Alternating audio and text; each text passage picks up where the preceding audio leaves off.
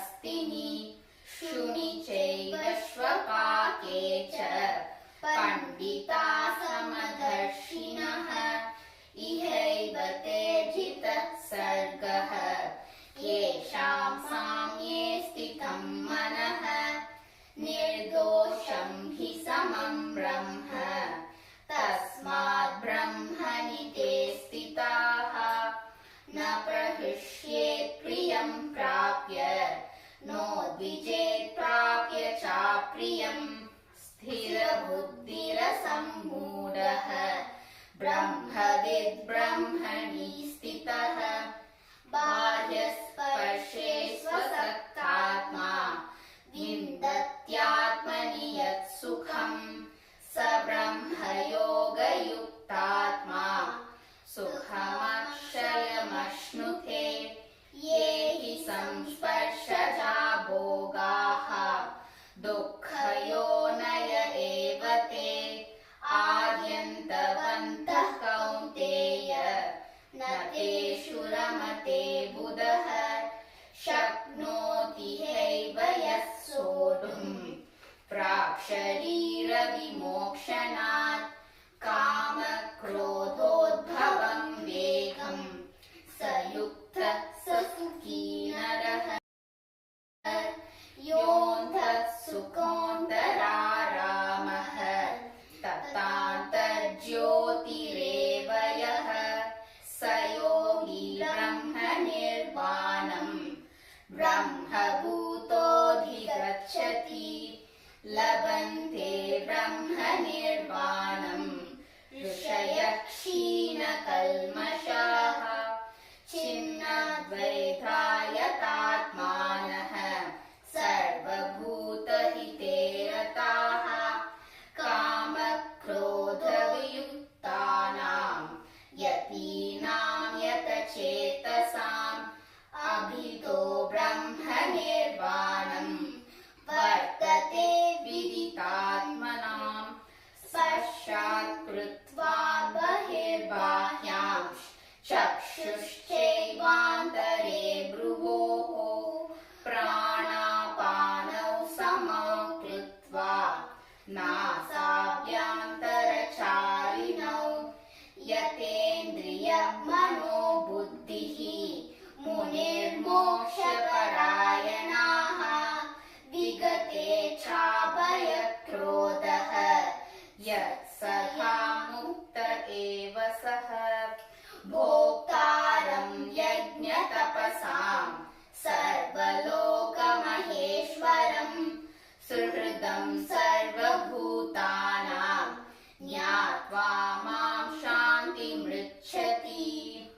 ॐ तत्सदिति श्रीमद्भगवद्गीतासु उपनिषत्सु ब्रह्मविद्यायां योगशास्त्रे श्रीकृष्णार्जुन संवादे कर्मसन्न्यासयोगो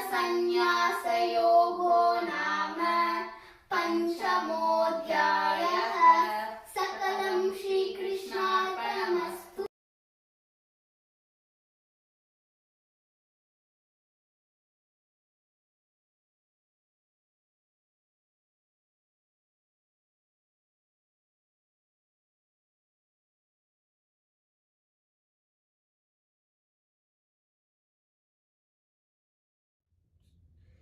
Chapter 5, Karm Sanyās Yog, the Yoga of Renunciation. Arjun said, O Shree Krishna, you praised Karma Sanyās, the path of renunciation of actions, and you also advised to do Karma Yoga, work with devotion. Please tell me decisively which of the two is more beneficial. The Supreme Lord said, both the path of Karma Sanyās, which is renunciation of actions, and Karma Yoga, which is working in devotion, lead to the supreme goal. But Karma Yoga is superior to Karma Sanyas. The Karma Yogis who neither desire nor hate anything should be considered always renounced. Free from all dualities, they are easily liberated from the bonds of material energy. Only the ignorant speak of, which is renunciation of actions or karma sannyas, and karma yoga, work in devotion, as different. Those who are truly learned say that by applying ourselves to any one of these paths, we can achieve the results of both. The supreme state that is attained by means of karma sannyas is also attained by working in devotion. Hence, those who see karma sannyas and karma yoga to be identical truly see things as they are. Perfect renunciation, which is karma sannyas, is difficult to attain without performing work in devotion, which is karma yoga, O mighty armed Arjun. But the sage who is adept in karma yoga quickly attains the supreme. The karma yogis who are of purified intellect and who control the mind and senses see the soul of all souls in every living being. Though performing all kinds of actions, they are never entangled. Those steadfast in this karma yoga always think, I am not the doer, even while engaged in seeing, hearing, touching, smelling, moving, sleeping, breathing, speaking, excreting, and grasping. With the light of divine knowledge, they see that it is only the material senses that are moving amongst their objects. Those who dedicate their actions to God, abandoning all attachment, remain untouched by sin, just as a lotus leaf is untouched by water. The yogis, while giving up attachment, perform actions with their body, senses, mind, and intellect only for the purpose of self-purification, offering the results of all activities to God. The karma yogis attain everlasting peace, whereas those who, being impelled by their desires, work with a selfish motive become entangled because they are attached to the fruits of their actions. The embodied beings who are self-controlled and detached reside happily in the city of 9 gates, free from thinking they are the doers or the cause of anything. Neither the sense of doership nor the nature of actions comes from God, nor does He create the fruits of actions. All this is enacted by the modes of material nature, which are gunas. The omnipresent God does not involve Himself in the sinful or virtuous deeds of anyone. The living entities are deluded because their inner knowledge is covered by ignorance. But for those in whom this ignorance of the self is destroyed by divine knowledge, that knowledge reveals the supreme entity, just as the sun illumines everything in daytime. The truly learned with the eyes of divine knowledge see with equal vision a Brahmin, a cow, an elephant, a dog, and a dog-eater. Those whose minds are established in equality of vision conquer the cycle of birth and death in this very life. They possess the flawless qualities of God and are therefore seated in the absolute truth. Established in God, having a firm understanding of divine knowledge and not hampered by delusion, they neither rejoice in getting something pleasant nor grieve on experiencing the unpleasant. Those who are not attached to external sense pleasures realize divine bliss in the self. Being united with God through yoga, they experience unending happiness. The pleasures that arise from contact with the sense objects, though appearing as enjoyable to worldly-minded people, are verily a source of misery.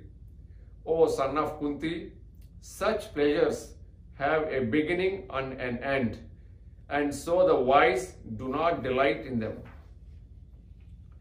Those persons are yogis who, before giving up the body, are able to check the forces of desire and anger, and they alone are happy. Those who are happy within themselves, enjoying the delight of God within, and are illumined by the inner light, such yogis are united with the Lord and are liberated from material existence.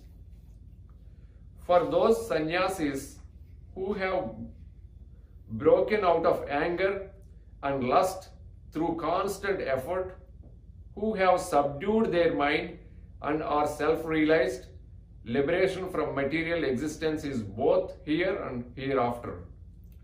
Those holy persons whose sins have been purged, whose doubts are annihilated, whose minds are disciplined, and who are devoted to the welfare of all beings, attain God and are liberated from the material existence. Shutting out all thoughts of external enjoyment, with the gaze fixed on the space between the eyebrows, equalizing the flow of the incoming and outgoing breath in the nostrils, and thus controlling the senses, mind, and intellect, the sage who becomes free from desire and fear always lives in freedom.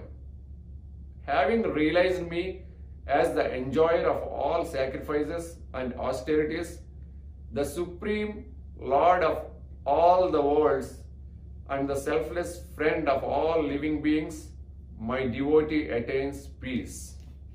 Radhe Radhe. Radhe Radhe, and welcome to the Gita Jayanti event at the Radha Krishna Temple in Allen. We are tremendously grateful to all the Yajmans of this program, and if you feel inspired to do any seva, please visit radhakrishnatemple.net. Please refresh your screens so you can continue your participation into the next session. Radhe Radhe.